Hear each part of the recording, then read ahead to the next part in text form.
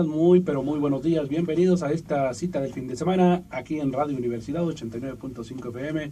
Les agradecemos de antemano su sintonía a la siguiente hora, donde estaremos con su espacio de relativo, porque todo depende del cristal con que se mira. Y hoy aprovecho para saludar a mi amigo Dagoberto Hernández, que ya está listo aquí a mi diestra, para saludarles también con mucho gusto. Dago, buen día. Buenos días, Fili. Buenos días a toda la gente que tan amablemente nos escucha a través de la señal de Radio Universidad. Y lo invitamos a que se quede con nosotros durante la próxima hora, porque, como siempre, hay temas muy interesantes. El día de hoy, algo de historia. Así es. Algo de salud. Algo de velocidad. Esperemos que vengan nuestros invitados. Viene surtidito. Por ahí también hay algunos pesca. Fíjate que los vi comprando gordas. No, igual no alcanzan a me llegar. hace que, y es cierto, no sé quién hayas invitado, pero a uno, y me acordé, dije, malo. están comprando gordas, pero bueno, le mando un saludo, no sé si la persona que es la que vaya a venir. Ahorita checamos. Y también, bueno, pues algo de otros temas variados, así que entremos en materia porque ya tenemos por ahí porque personas tenemos casa que nos llena. están esperando. Vámonos rápidamente, le damos la bienvenida a nuestro amigo el profesor Fernando Contreras, titular de Cultura y Deporte de la sección 35 del CENTE, porque hoy nos trajo un invitado especial que le habíamos pedido, le habíamos solicitado. Y, profe, buenos días, ¿qué te parece si tú nos presentas a nuestro invitado del día de hoy? ¿Cómo estás? Sí, buenos días a todos los radioescuchas, Fili, y efectivamente está nuestro invitado especial de parte de la sección 35 del secretario general, nuestro profesor estimado Jorge Fernando Mora Garza. Está el profesor José Guadalupe Cortinas Márquez, quien es el escritor y autor del libro que estuvo ahí expuesto en la exposición, que se llevó en la Feria Internacional del Libro recientemente. El libro titulado Lo que es las raíces y destinos de Tlahualilo Durango. Así es, y para eso está hoy con nosotros. Profesor, buenos días, ¿cómo estamos? Muy buenos días, agradeciendo el espacio. Gracias por atender la invitación. Y ahora sí, platícanos, por favor, acerca de este interesante libro. Bien, muchas gracias. Primeramente reiterar, quizás suene redundante, pero agradecer al maestro Jorge Fernando Mora Garza la intervención y el impulso que le está dando al arte y la cultura, concretamente en este caso a la literatura, para que los docentes que estamos en la trinchera de las escuelas, pues también la sociedad vea que también somos inquietos al momento de exponer nuestras ideas. Y en este caso muy particular, generar una historiografía que surja de los municipios, de tal forma que estos se den a conocer. Lo comentaba su servidor en Arteaga. Queda claro que los grandes escritores de corte internacional, nacional, sus temas son muy generales, pero creo que los docentes tenemos incluso la obligación de abajo hacia arriba generar inercias historiográficas que cuenten desde cada rincón de nuestra región, de nuestro país, de nuestro estado, esas pequeñas grandes historias que se van configurando poco a poco. Así nace Tlahualilo, Raíces y Destino. Es un ensayo, es un escrito libre de su servidor, donde se generó una serie de investigaciones, tanto documentales como de campo, de tal forma de que esta información fuese muy objetiva y fuese atractiva para el potencial lector. ¿Qué significa Tlahualilo? ¿Desde cuándo existe Tlahualilo en la comarca lagunera?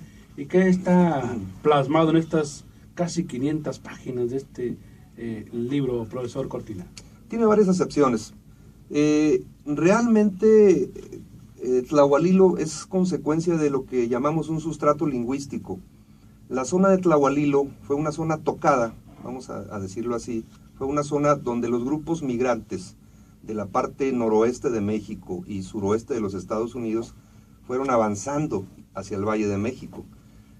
Yo coincido mucho con esta teoría que habla de que no es precisamente de Nayarit donde estaba ubicado Aztlán. Yo coincido en que estaba en California. Y de hecho, de ahí surgen estas culturas que se van a subdividir. Por ejemplo, el grupo de los Shoshones, de los Pimas, se quedan ahí en Estados Unidos. Pero hay otra fragmentación que van a ser, por ejemplo, los toltecas y después los aztecas, más adelante mexicas en el posclásico, quienes van a empezar a incursionar rumbo en el caso de los toltecas a Tula y en el caso de los mexicas a la famosa Tenochtitlan, ¿no? 1325. Y en su paso, ellos tocan con algo de náhuatl a los grupos que estaban aquí, un sustrato lingüístico, no les arrebataban su lengua, pero sí les dejaban alguna cuestión de ese tipo. Por eso la acepción más aceptada es eso, del tepehuano, lugar con agua para el regadío de las plantas. Y es que había una gran laguna, nos comentas ahí en Tlahualilo. Platícanos de esa historia que seguramente mucha gente no la conoce, y sobre todo pensando en Tlahualilo, lo que menos piensa la gente es que precisamente Hubiera hubiera agua. Así es. Sí, estas lagunas impresionantes. Era una zona lacustre, nos queda claro que la laguna, de ahí viene esa derivación, los conquistadores españoles le llamaban el país de la laguna, pero los grandes cuerpos de agua estaban en Tlahualilo, encerrado por las sierras de la Campana y Tlahualilo, estaba la laguna de Mairán y la laguna de Viesca. De ahí viene este nombre. Se habla de 140, 150 millones de años en la aparición de estas lagunas, pero bueno, cronológicamente pudiese haber alguna especie de debate, pero lo que sí queda claro es que era una zona lacustre, Tlahualilo, y ahí precisamente los grupos prehispánicos, grupos chichimecas, ahí convivían, y ahí de alguna manera convergían en un rasgo meramente itinerante, no eran grupos nómadas que andaban de un lugar a otro, pero que de alguna forma en Tlahualilo se dejaron algunos rasgos importantes propios de estos grupos áridoamericanos. Entrando en materia, obviamente, del libro, ¿qué tan complicado es hacer historia o plasmar historia con datos históricos, cifras? Estoy viendo que vienen algunas estadísticas. Se me hace salvo la revisión que obviamente voy a hacer del libro, pues me hace un documento completo a simple vista. En ese sentido, ¿qué tan difícil es para actualmente llegar a un resultado como este? He reiterado mucho, nosotros venimos de la trinchera de la educación básica. Las tres grandes competencias de las que hemos hablado reiteradamente cuando presentamos el libro, y donde la focalización va directamente a niños y jóvenes, sobre todo de manera prioritaria. En historia hablamos de tres grandes competencias. Primero, la ubicación en tiempo y espacio histórico. El joven se pierde a veces cronológicamente con sucesos o procesos históricos. Uno. Dos, que aquí es directamente acorde a la pregunta, el manejo de información histórica. Es decir, tenemos que recurrir a diferentes fuentes, tenemos que cruzar información de forma tal de que lo que plasme el ensayo sea una información objetiva, sea una información realista, científica, donde diferentes autores, diferentes investigadores externan su punto de vista, pero creo que la labor del ensayista en este caso es plasmar en el libro una información realmente objetiva, ¿no?, que nos dé para ello. Por eso estos 6 capítulos, evidentemente en orden cronológico, parte de la prehistoria, y el último, donde se manejan estas estadísticas, nos habla de Tlahualilo, que está insertado en la época global, ¿no?, en la era global, el Tlahualilo moderno. Es difícil de pronto encontrarse con documentos que tengan datos precisos sobre cuestiones de cartografía, cuestiones y del tema del agua, de los censos de población, etcétera, y seguramente para las escuelas será, y para los estudiantes será un documento muy importante, sobre todo con las referencias bibliográficas. Muy bien, profesor, ¿dónde podemos encontrar este libro, por favor? Porque es muy interesante conocer nuestro entorno. Pues honestamente partimos en estos primeros ejercicios literarios, prácticamente es el primer libro que he hecho. Tengo por ahí una novela también alusiva a Villa. Por ejemplo, Villa, yo lo externo en el libro, una de las plataformas políticas, una de las plataformas que le dio luz a la figura de Villa fue Tlahualilo. Alguien le puede sonar exagerado, pero es en Tlahualilo donde Pancho Villa derrota a las huestes de Pascual Orozco en mayo de 1912. Cuando Orozco se dispone con sus colorados, se dispone a tomar la Ciudad de México con más de 10,000 colorados, en Cerro de Banderas, Pancho Villa lo derrota, ¿no? Y de ahí Orozco empieza a hilvanar otra serie de derrotas hasta ir a los Estados Unidos. Lo comento como un paréntesis, ¿no? Entonces estos libros pues salen de su servidor a la venta. Realmente no hay una cuestión muy formal, una logística para tal situación. Pues con un servidor se puede comunicar la gente, ¿no? Puedo dejar por ahí el número. ¿Sí lo puede dar de una vez? Por favor. ¿El teléfono? ¿Qué teléfono se puede? Sí, es 8711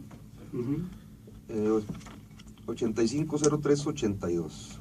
8711-8503-82. O también ahí que busquen al profe Contreras en el CENTE, ahí en la sección 35, con todas las conferencias del mundo. Es lo que iba a comentar. Yo le agradezco mucho a la sección 35, a mi sindicato, el hecho de darnos la oportunidad. Profe, hacía grandes rasgos, platícanos el libro. Sería difícil que me dijeras paso a paso, pero viene desde la prehistoria, cómo se asentaron los primeros colonos, y luego pues tuvo que pasar, como tú decías, por la revolución, etcétera, etcétera. ¿Cuál ha sido ese pasaje que plasmas en este libro? Bueno, a grandes rasgos. Hablábamos de los grupos prehispánicos, después viene el proceso de conquista. Todos sabemos, la conquista se expande hacia el septentrión mucho después, Y en la región lagunera prácticamente el movimiento empieza a darse hasta 1597, ¿no? Con la fundación de Parras por ahí, en tres grandes porciones: Parras, San Pedro por el lado del actual Coahuila y Mapimí por el lado de la laguna. Ahí, de Durango, perdón. Mapimí ahí tenía, dentro de Mapimí estaba Tlahualilo, ya estaba el nombre de Tlahualilo. Era una zona deshabitada. Y así pasaron muchos años, la parte de la independencia de México, Tlahualilo seguía deshabitado totalmente. ¿Y a quién se le ocurrió para él? A un duranguense. Hablábamos de Juan Nepomuceno Flores Alcalde, ¿verdad? Incluso Hidalgo, cuando es capturado en Orias de Baján, en Acatita de Baján, es hecho prisionero en la iglesia de las Carmelitas, en Mapimí. Yo en el libro hablo de que hay una simbiosis histórica con Mapimí, porque éramos parte del Mapimí, pero éramos un territorio desierto, ¿no? Entonces, políticamente, geográficamente, hay una simbiosis con Mapimí. Viene la etapa de la independencia de México, y es cuando Flores Alcalde aparece a mediados del siglo XIX y compra estas tierras. Más adelante, el propio Flores Alcalde se compromete con el proyecto imperialista de Maximiliano, y tras ser derrotado Maximiliano cae en desgracia. Al caer en desgracia, Flores Alcalde no hallaba cómo restituir su figura, ¿no? Porque era uno de los empresarios más poderosos de la región. Y la oportunidad se le va a presentar ya finalizando el siglo XIX, cuando Porfirio Díaz toma el poder, después de la rebelión de Tuxtepec, y crea en Tlahualilo la famosa Compañía Agrícola Limitada del Tlahualilo, una compañía impresionante, cerca de 44,000 hectáreas, con grandes haciendas a sus alrededores, donde la explotación del algodón, del maíz, del frijol, del garbanzo era el común denominador, e incluso hasta ahí llegaban las vías del tren, ¿no? El ferrocarril central, el ferrocarril internacional. Es decir, Tlahualilo tenía una connotación muy cosmopolita, porque en Tlahualilo, en principio, la compañía era de capital español, viene una quiebra en 1896 y pasa a manos de capital angloamericano. Entonces ahí había comerciantes, aparte de los dueños de la compañía, comerciantes chinos, comerciantes franceses, etcétera, que, reitero, le daba una connotación bastante globalizada, ¿no?, para ese momento. Pues te vamos a tener que seguir invitando para que nos platiques qué fue Más lo que... de qué pasó con Tlahualilo. ¿Qué pasó con Tlahualilo? Si nos lo estás describiendo muy florido, muy hermoso y muy próspero. Quiero aprovechar, agradecerte la visita, profesor. Queda abierta la puerta. Oye, Billy, pero esas características de las que platica se dieron en diferentes poblaciones de la región. En San Pedro, o sea, tuvieron todos una etapa donde la economía era, pues, con esas características. La pregunta es que entonces, ¿qué pasó? Pero bueno, vamos a... Da para otra plática. Te agradecemos, profe, y repito, sigue abierta la puerta. Quiero aprovechar unos minutos para platicar con el profe Contreras, para que nos comentes qué tenemos por ahí respecto a actividades deportivas y culturales en el centro. Bueno, de lo cultural, la literatura es cultura, lo acabamos de vivir en estos momentos. El profe Mora siempre promoviendo y apoyando todo lo que se refiere a estos ámbitos de deporte, de cultura, y sobre todo pues ahora ya la literatura. Y en estos festejos que todavía estamos dando con la libertad de expresión, ahí a través de nuestros medios de comunicación que tenemos en la sección 35, a través de la maestra Sarita, estamos ahí participando y apoyando y coordinándonos en estos trabajos. De ahí la invitación del profe Mora, y nosotros ahí como cultura y comunicación, aquí presente el profesor José Guadalupe Cortinas.